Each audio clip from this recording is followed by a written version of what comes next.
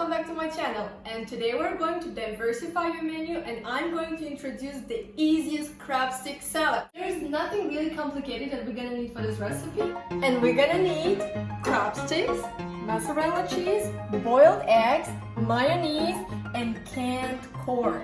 So I'm just gonna use half of the crab sticks because I'm gonna make this small portion, but if you want to make bigger portion, of course you can use all of it, but it's gonna be too much.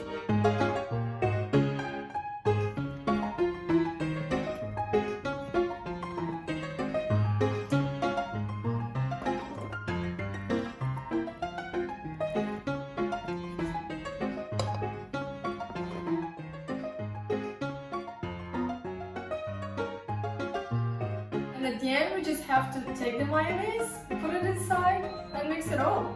Easy.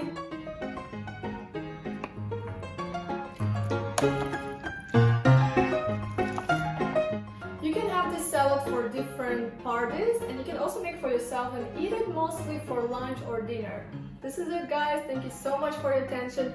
Don't forget to subscribe to my channel and like my video. Goodbye!